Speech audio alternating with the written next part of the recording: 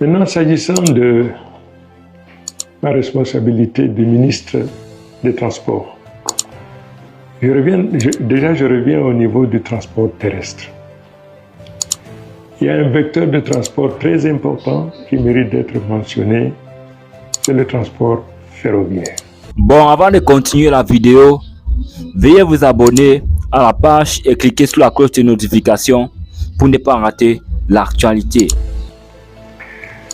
Malheureusement, en 1994, alors que l'État se trouvait dans des conditions financières extraordinaires, l'État camerounais, propriétaire du chemin de fer, n'était plus en mesure de procéder à la maintenance de la voie, à la maintenance du matériel roulant.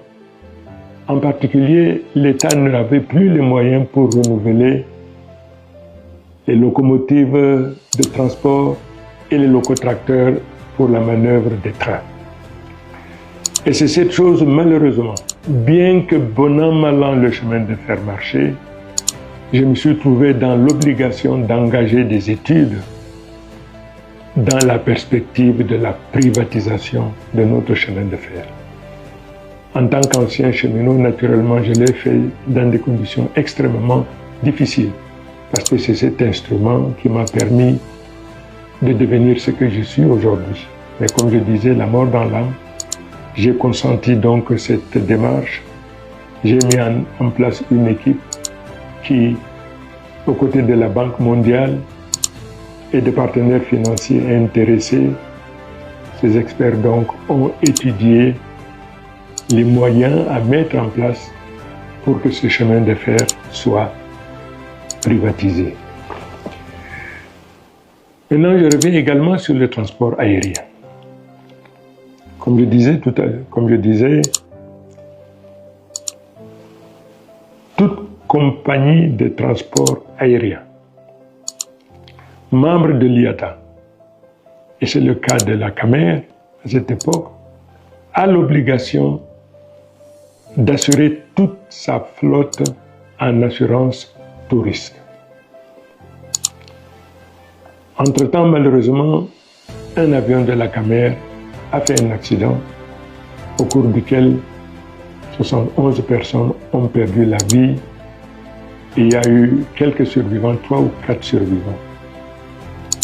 Sur instruction de M. le Premier ministre, chef du gouvernement, j'ai mobilisé l'expertise nécessaire pour nous rassurer que l'assurance a indemnisé les ayants droit de toutes les victimes au prorata et à hauteur de la grille de calcul applicable à chaque victime. Je dis que toutes les ayants droit des 71 victimes ont été indemnisés. L'assureur s'appelle Chanas et Priva. Pour tous ceux qui ont des doutes, je les conseille vivement d'aller visiter les archives de Chanas et Priva pour constater effectivement que les ayants droit ont été indemnisés. Les survivants de cet accident ont été également indemnisés, chacun au prorata de ce qui lui revient. Les 15 pays qui pendant très longtemps se sont substitués au Cameroun pour payer le coût de cette prestation, ces pays dont ont décidé de remettre à l'État camerounais les aéroports domestiques. C'est ainsi donc moi, ministre des Transports, je me suis trouvé dans l'obligation de chercher des partenaires techniques et financiers pour m'aider à mettre en place une agence en charge de la sûreté et de la sécurité aérienne pour nos aéroports domestiques. C'est donc ainsi que ADC a vu le jour. S'agissant du transport maritime, j'ai eu le privilège de participer à l'équipement de notre terminal à conteneurs et du port de Douala. Quand j'ai été élevé à la dignité du ministre des Transports, je voudrais rendre hommage à Madame le ministre Elisabeth Tanke, qui avait contracté une dette auprès du Japon dette qui n'a jamais été mise en œuvre jusqu'à mon arrivée au ministère des Transports. Lorsque, en parcourant les archives, je constate donc qu'il y avait ce prêt et que le port de Douala avait des difficultés énormes pour la manutention et que notre terminal à conteneurs ressemblait à tout sauf à un terminal à conteneurs moderne, j'ai donc pris ce dossier sur instruction du chef de l'État. Naturellement, je suis allé au Japon pour le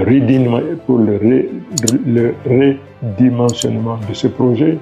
Et nous avons procédé avec le directeur général du port, ses collaborateurs, nous avons procédé donc à l'acquisition des équipements pour notre terminal à containers et pour les équipements du port de Douala.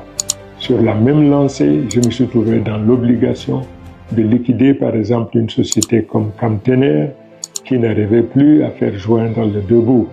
J'ai également contribué par une loi à faire que les Camerounais aient également la possibilité d'exercer au port de Douala parce qu'avant cette loi, avant ma présence, tous les aconniers n'étaient que des étrangers. Par cette loi, les Camerounais donc, ont eu également les mêmes droits que les étrangers, mieux que les étrangers. Donc, avec ma présence donc, au transport, les Camerounais étaient également devenus des aconniers au port de Douala. J'ai également, durant cette période, j'ai réussi à sauver le Conseil national des chargeurs du Cameroun qui avait énormément de difficultés pour avoir mis à contribution tous les navires qui entraient et sortaient, étrangers qui arrivaient et sortaient du port de Douala. En les mettant à contribution, nous avons dégagé les moyens qu'on mettait à la disposition du Conseil national des chargeurs du Cameroun, CNCC, pour qu'ils puissent continuer. Nous avons également participé à la restructuration de Camchip. Voilà pour ce qui concerne le transport maritime, ce que nous avons fait.